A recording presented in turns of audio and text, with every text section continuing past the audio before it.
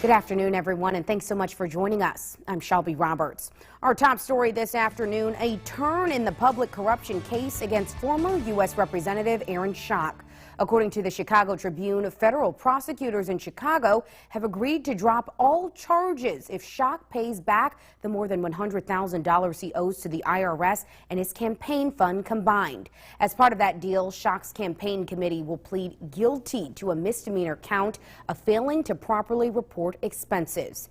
In a statement to WMBD News, Schock said in part, quote, "I'm very pleased this case is concluding. I have stated consistently and constantly that mistakes were made in the handling of my campaign and congressional offices, and I have acknowledged responsibility for that. But mistakes are not crimes. I have learned from this experience," end quote.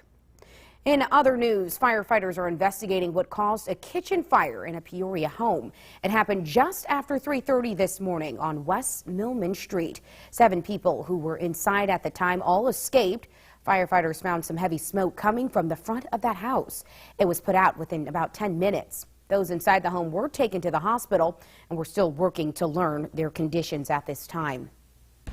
A wrongful death lawsuit has been filed against the city of Peoria and a police officer.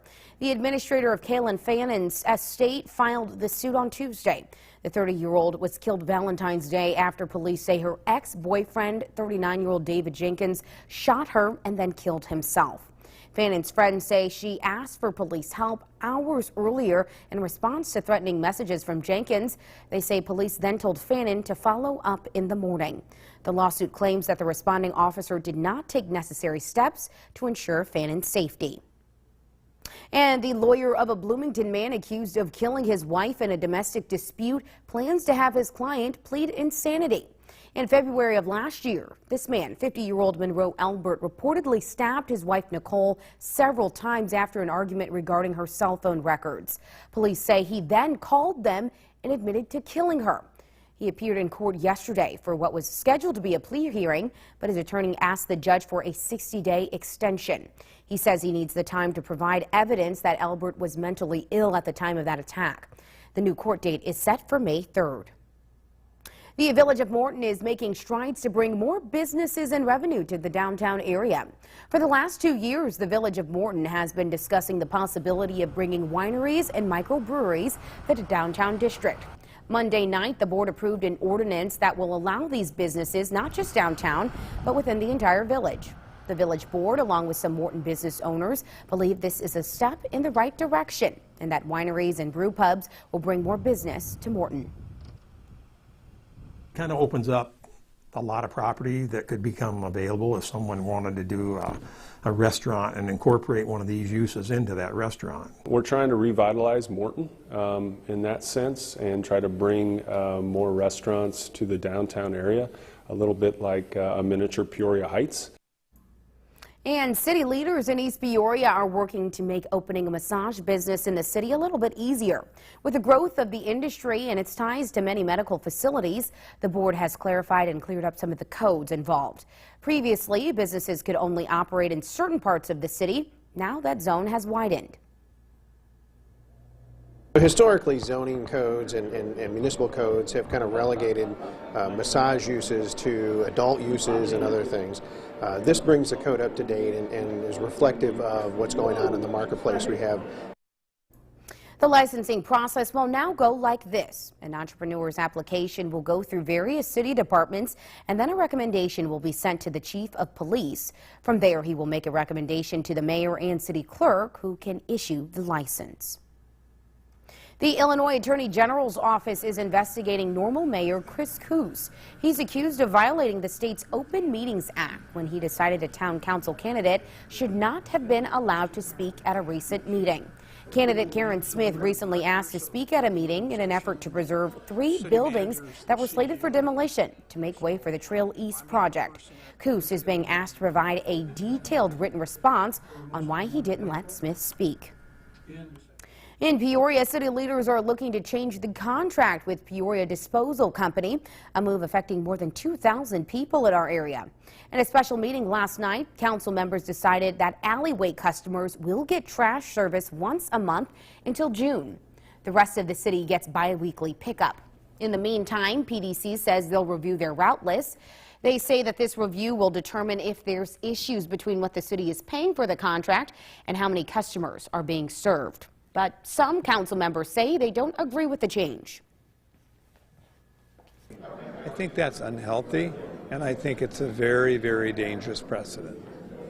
Now, I understand some folks want to have clarity on this, but I think clarity was established with the creation of a dangerous precedent for the older historic heritage neighborhoods.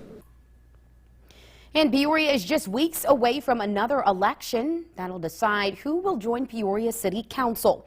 Election day is April 2nd. Of the 10 candidates that made it through the primary, only 5 will be seated. Now, if you want to know more about where those candidates stand, join us tonight on CIProud.com and Facebook, all to catch our live debate that's hosted by Eugene Daniels starting at 7 p.m. Well, no matter if you have a newborn or a toddler, it's important to practice very good car safety. Today, the East Peoria Fire Department is holding free car seat checks for families around Central Illinois. Putting a child in a car seat correctly can decrease the risk of death or serious injury by 70%, and it only takes a few minutes.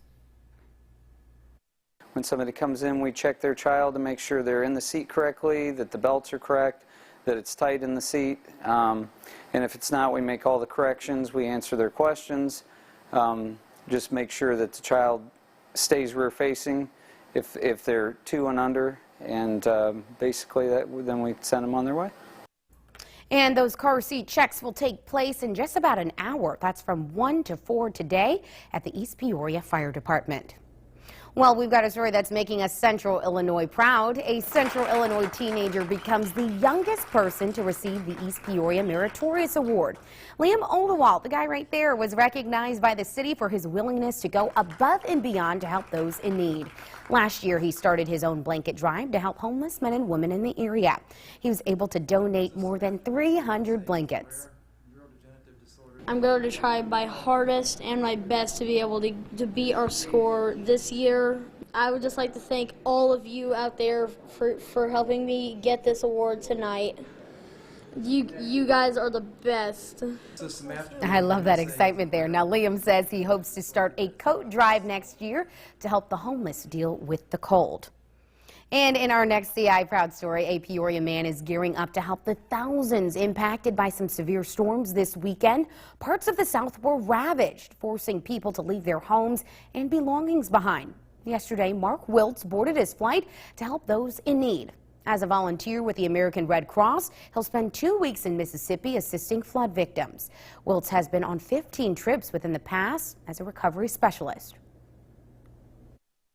The Red Cross is really good initially coming in, feeding people, sheltering people. There's no place for people to go. They don't know where to begin their recovery. And if you'd like to donate to the American Red Cross to assist with some of those disaster relief projects like this, you can find the donation link at CIProud.com.